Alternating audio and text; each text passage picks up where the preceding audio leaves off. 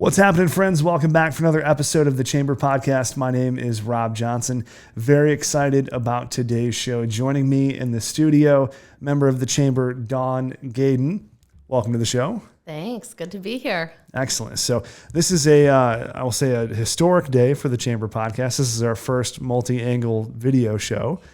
So we get to test out these different features throughout. So if people are watching or listening, you can go to YouTube and watch the full video if you're listening on Apple, Spotify, or Google. So Dawn, welcome in. Very exciting. Actually, you're right across the street, or right down the block from the studio here in Brighton. Yes. So if you can, just give me a brief overview of what Mind and Body Counseling and Coaching does, and just kind of the overview of the business. Okay. So I'm a licensed counselor, licensed in Michigan. I have a certification in complementary medicine and wellness, and I'm a coach. Along with that, I teach yoga. I'm a certified yoga teacher, registered yoga teacher, and I teach a fun practice called Intensati, which we can get into later. Yeah. But all those things basically are the foundation of how I do my therapy or coaching, and that's a holistic approach to someone's health. And so I've been practicing for over 20 years, about 21 years.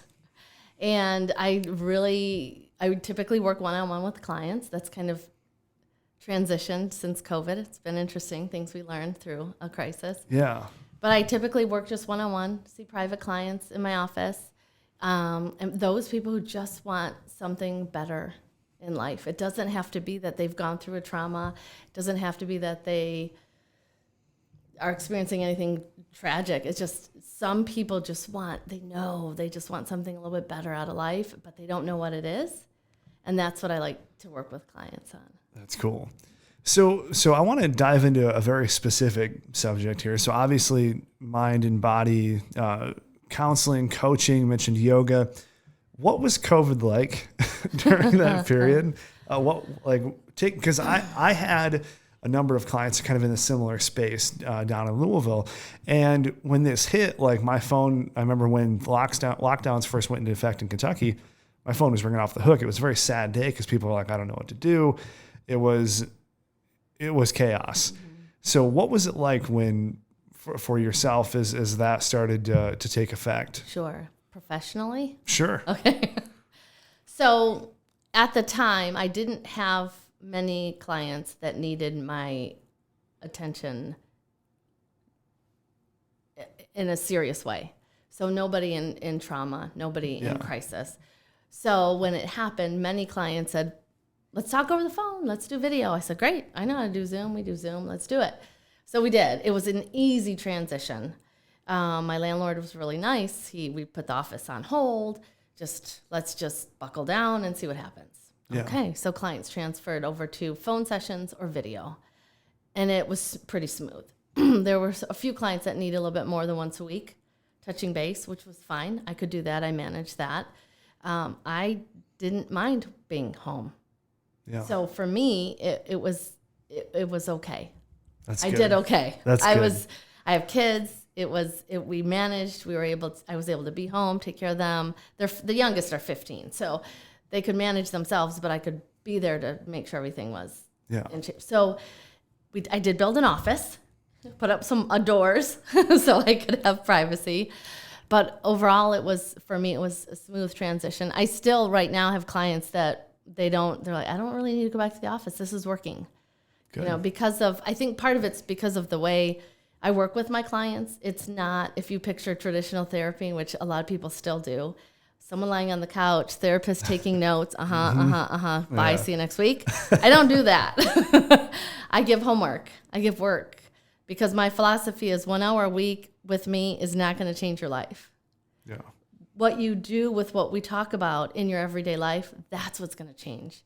And so here's some things to implement, one little bit at a time. I always say 1% improvement, 1 day at a time. That's not my quote. I think someone else said that, but I love it. So just a little bit every day. So that's how I work with my clients. So being on the phone or on video it worked for most people. There were a few people, the phone started ringing off the hook. People needed help. It was a little bit in.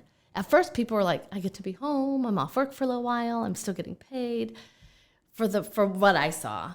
But then there was a time where a lot of people were thinking, or the phone calls I was getting was, how much longer is this going to last? I need to talk to somebody. I'm stuck in my house. Help me. Yeah. And so that's what created the shift for me in my counseling and coaching, is because I don't have enough hours in the day to help all the people who needed help and wanted to talk. So through this, I started building coaching programs, like groups instead of one-on-one. Sure. And so that's kind of where I'm at right now, is building that so I can, because my passion is to help people. I believe we all need and deserve and are worthy of a really fulfilled life, happy, healthy life. And so finding the right resources. And so when I had to turn people away, and I know there's other therapists out there, but I would have people say, you're the only one that called me back. And sometimes I'd call back after a week, and I'm like, I'm so sorry, it's been a week. So they're like, I'm waiting, you're the only one that called me back, and I've made 5 phone calls. People were so busy. So I thought, well, this is horrible. People need help. What can I do? And so I thought, well, I need to figure out how to run groups. Yeah. And do more groups. And so that's what I'm in the process of building. I do have one right now that runs twice a month, Tuesday evenings. That's starting to fill up because some people still want to do the remote, and they're happy with it. So that's how it's been going. That brings up an interesting question that I have is, do you think that COVID kind of exacerbated the mental health crisis that we have going on, or do you think it just added to what we already had? Good question. That's a really good question. Thanks. It's interesting. I've seen so many different scenarios. Yeah.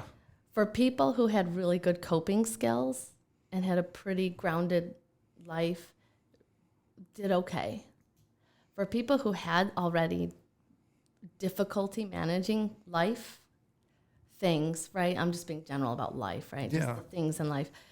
It was really hard for them to manage this other thing, a big thing, right? Because it was a real risk. I mean, we had health risk. Like, there was a real risk. The interesting thing is a lot of the people I work with who suffer from anxiety or depression, we're living in this world of, how do I put this kindly? Like artificial fears. This is like manufactured. Yeah. You know, what if I lose my job? What if I lose my house? It could happen, but the likelihood for that happening to certain people I worked with, we build this fear. But then there's this real thing now that came in that was really scary and really threatening health, work, family, like so many pieces. And so those that didn't have healthy coping skills, I found that they kind of they fell out, kind of backslid a little bit. For yes. Sure. Mm-hmm. For sure. Yeah, it was interesting to see from my perspective because I was a relatively new business owner when COVID hit. So it was kind of like getting kicked in the face all at once because it was like, hey, I just left my corporate job to kind of go off on my own and had some traction. And then all that traction was lost in the course of about a week. It's a marketing company for small businesses. What's the first line item people are going to cut out of fear? Not that they ought to, because that's kind of what you need, Right. But that's what we were seeing, and it's really an adjustment period, and that's kind of my philosophy has always been, when hard times hit, everyone that was faking it is going to get exposed. Now, again, there's people in the extenuating circumstance column where people can be doing it right and just have a series of unfortunate events happen, right? Mm-hmm. And they're forced to close out of no actions of their own. But it's interesting to see how much changed when obviously COVID is kind of released now. Mm-hmm. Everything is getting slowly back open, and we're seeing for me, I'm seeing a much different business landscape and how people are operating. It's much more minimalist. It's much cleaner. Mm-hmm. Almost as if that was an unanticipated positive benefit of the pandemic. Right. Yes. And I've noticed that there have been some, I like to think of possibilities, right? In any crisis, any experience in life, there's possibility. Even if it means us thinking differently or feeling differently, we can't change certain things. We couldn't have prevented COVID, as a person, we couldn't, but how do I go through it? How do I think outside the box in order to continue my life, and it may be a different way, but what's possible in this situation? And that's what I teach with my clients often is what's possible. Like, we have to think differently, and we can't change this. We can't control this, but we can control how we think, how we feel, and how we act. How do we respond to things that come our way? And that, I think, is a huge lesson for people. And that's what I teach. That's like my foundation of what I teach is there's things out here that happen, but how do we move through it? How are we going to filter the information and see possibility? Because we can see either one, possibility or problems. They're both there, but what do we want to focus on? Right. And I want to dive more into the business, but I have more questions because I find what you do fascinating, and I love talking to people in the counseling space because everyone's got a different perspective, and sometimes it's subjective. I think that what works and what doesn't, because I think people mostly are subjective in nature and what they do, but largely, do you find that it's valuable for people to leverage their strengths or to fix their weaknesses? Leverage their strengths. Love it. That's where I come from. There have been situations where clients will come in and say, I don't want to talk about my past. It was crappy. It was bad. I want to talk about what's happening now. I say, great, let's do that.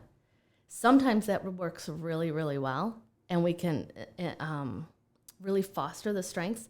Sometimes people don't see how they're still stuck in the past. Yeah. And we got to heal some of that stuff. Sure. It doesn't mean retelling the story 5 million times and digging into it and re-traumatizing, but it means we have to acknowledge it, heal from it so we can move on.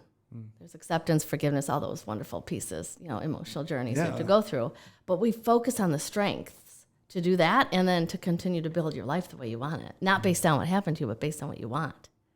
I love that. And what has been over the last year or so, I'm sure you see a lot of great stories and it's got to be like, for me, I know like quick story, like generally like when I hire someone, it's such a privilege to see somebody evolve in their position, right? They started here, not knowing a whole lot, and then they grow, and that's cool. But that's just a professional thing, right? Because I'm seeing them at a professional level grow and do really well. From seeing someone personally grow, like that's got to be exacerbated even more because you're seeing someone of where they were, and now not just how they're working, but how they're living their life. What's that like? Fabulous. It just like, it warms my heart because I believe every person deserves to live a happy life. We all do. We just get stuck in things. But to see when someone says, okay, no matter what, I'm going to get through this garbage that I was dealt. No matter what, I know I'm strong enough. So I sometimes become their cheerleader. You can do this. You can do this because I believe we all can. And have I had some clients say, I can't do it. I'm done, Dawn. Okay. That's your path. I can't make your path for you. I'm here to help you and to lift you up and hold you accountable. But if you can't do it, if you're not ready, that's okay. Yeah.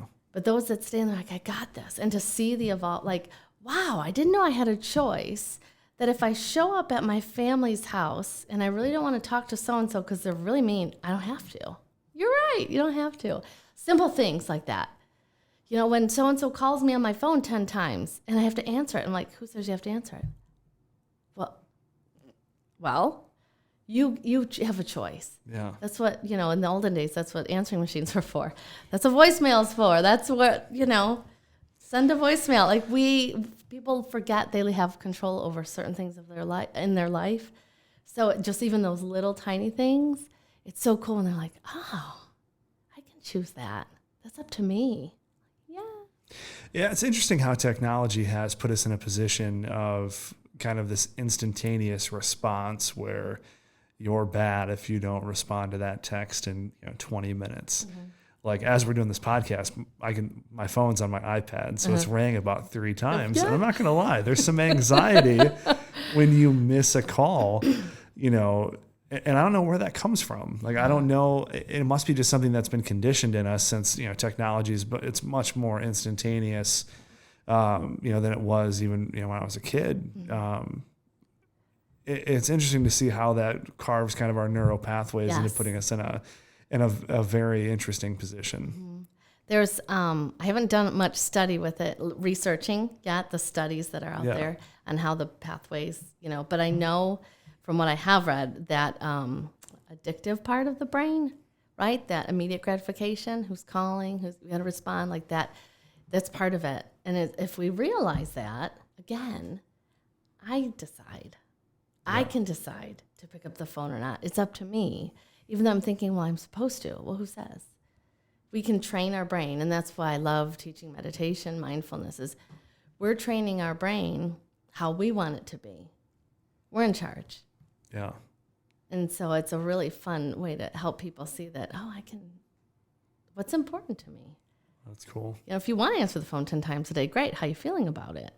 And then that's right. You. Yeah. Does it fill you with panic every time your phone rings? Right.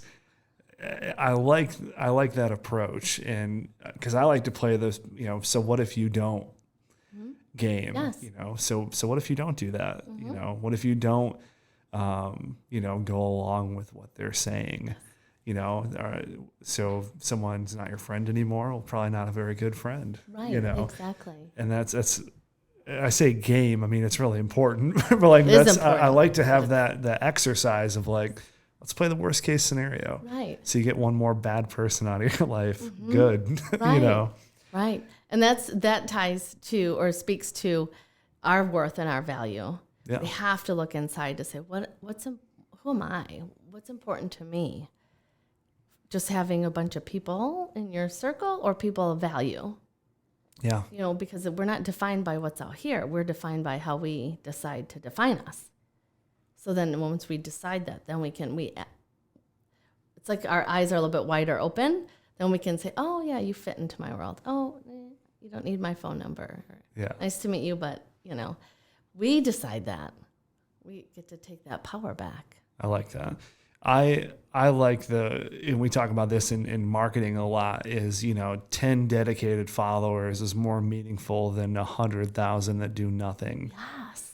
And that has so much application on the personal side. Yes. It's, I would much rather see if we have a podcast and they have 80 downloads, but all 80 of their listeners are engaged and they're sharing and they're like, oh, I can't wait for next week.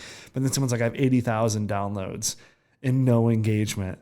Yes. It's you're just pumping up numbers. You're trying to be Instagram famous and not really, have any value or receive any value. It's all about the numbers, and that's a dangerous game. I think it's not as fulfilling.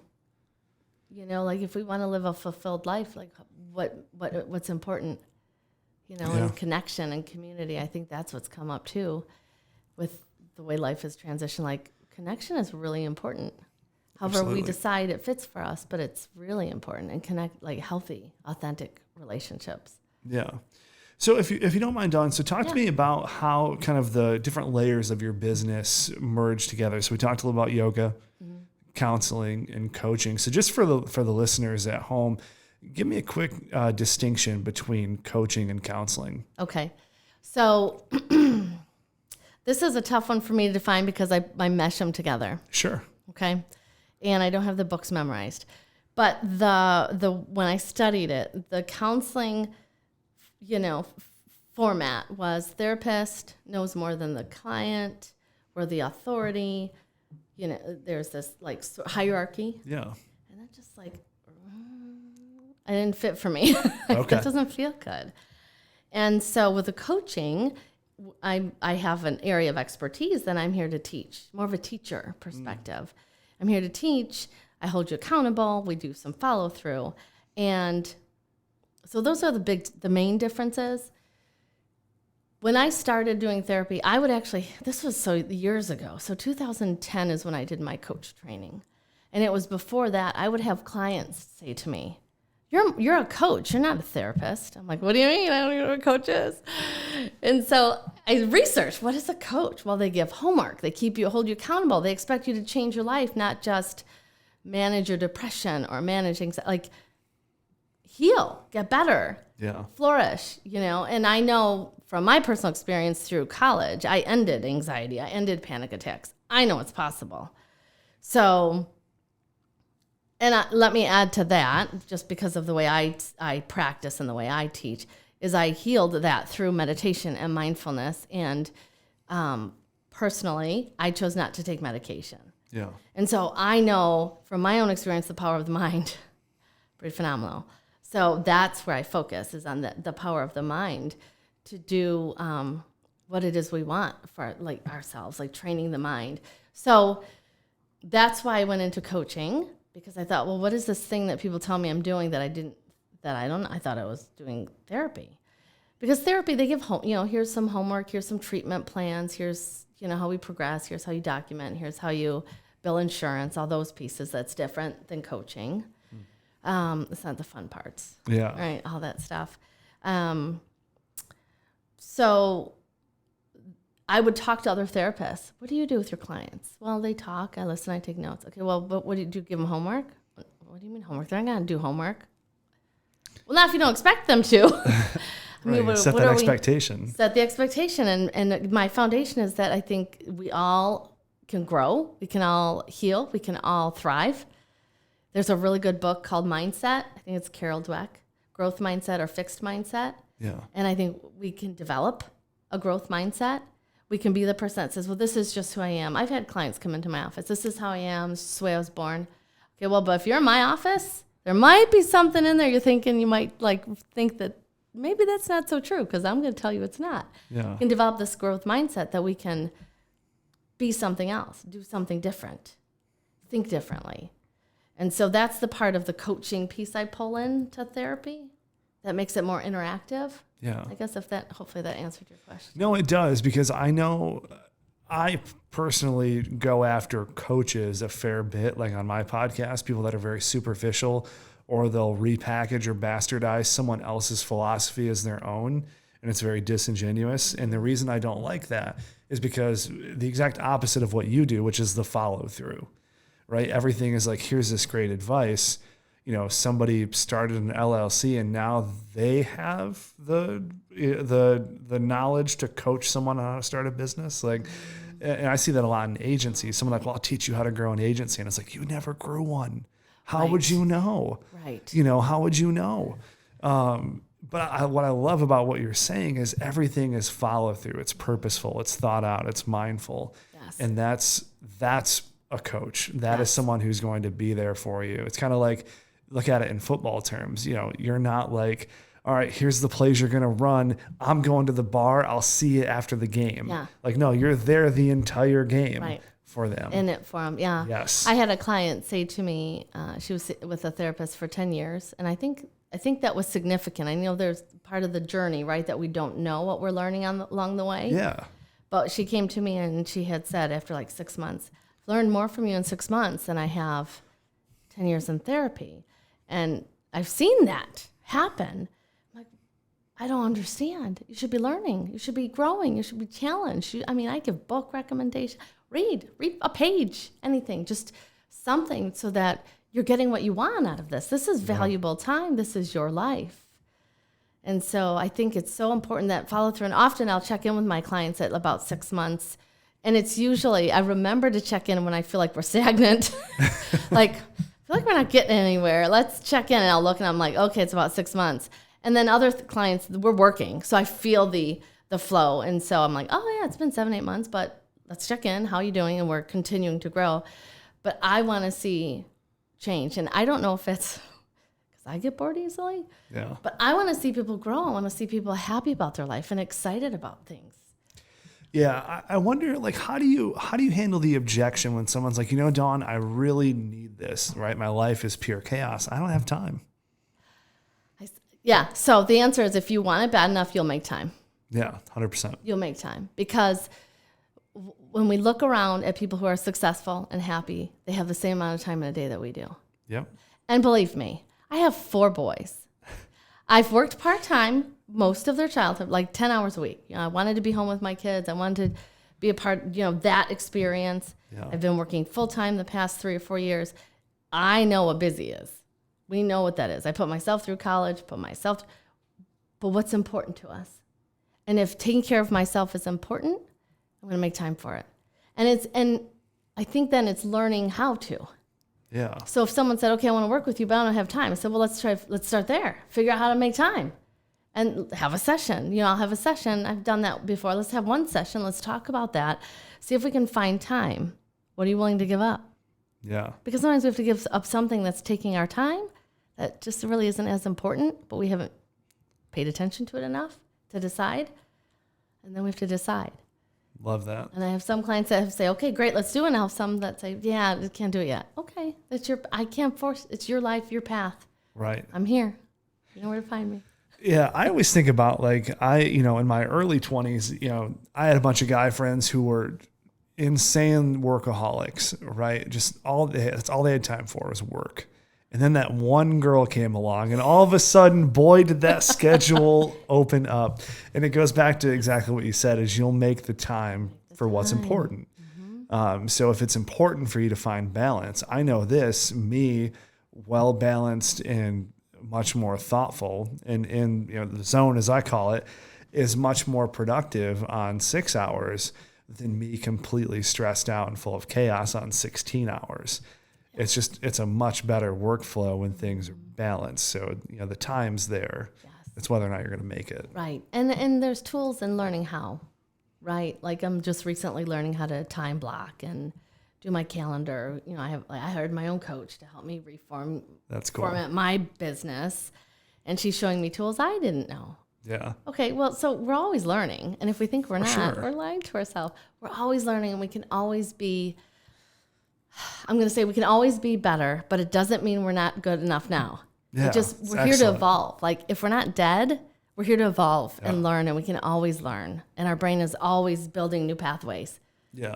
Always building new neural pathways. I love that. I think when I first started this whole thing, I was like, man, I really know a lot about business. And a year later, I'm like, wow, I'm stupid. Just looking back, and you're like, wow, I didn't know anything at all.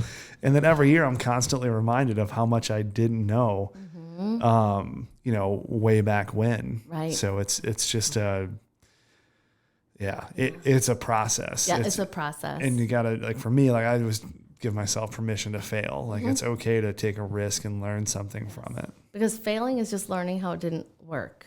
And there's a million ways something can work. Absolutely. So it's okay, so I failed. We've put so much meaning into certain words. It's like, so it's just the word. What are you going to do with it? Right. You going to stop and shut down, or you want to find another way? Yeah. So find another way. I love it. Yeah. So Dawn, as we look to close here, I'm curious, 3 books that you'd recommend if someone's trying to get on the path. Danielle Laporte. I was going to say 2 of her. I have all her books are great.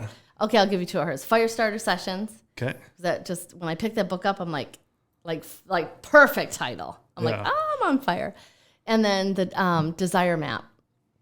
You determine your core desired feelings. What drives you? Love that. Love that. And then let's see. I'm reading one right now, Jack Canfield, Success Principles. Okay.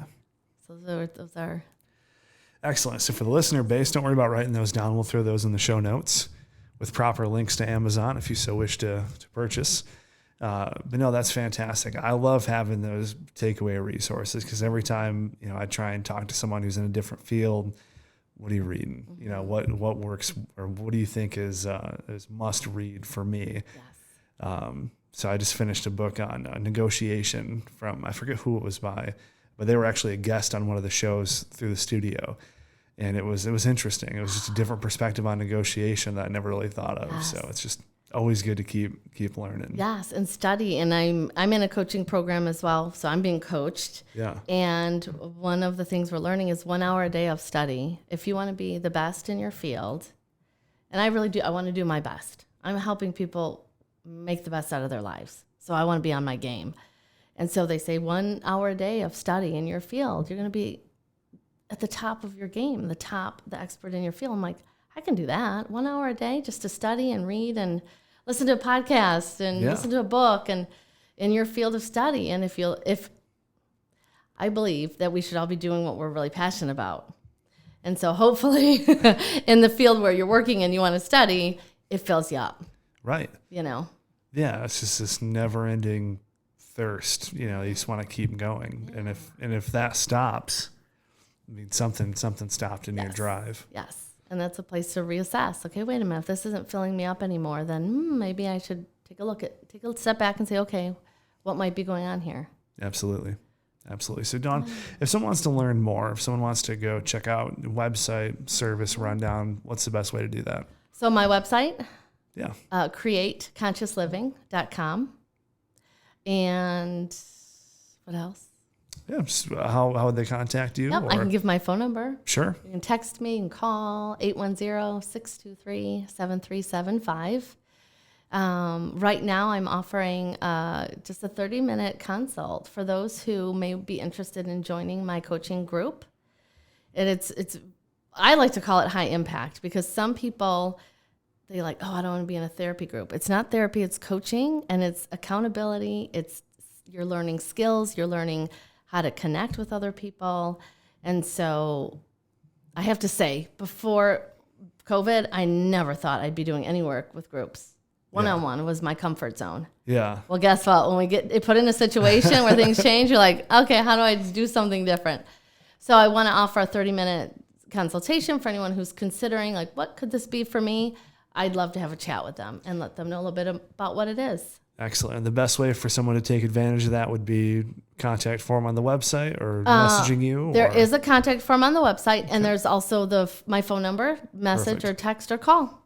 Excellent. And I have voicemail, so if I don't answer, leave a message. Excellent. Well, Dawn, thank you so much. I appreciate it. I loved this. Fun, thank you. Yes, this was, for me, I feel like I was almost laying down on the couch, kind of telling you. So you'll send me a bill after this. Sure, why not? So Dawn, thank you so much. And that was going to wrap up episode 7 of the Chamber Podcast. So friends, if you guys want to leave a review, you can do so on Apple, Spotify, or Google. I appreciate you guys listening to the show, and we'll catch you on the next one.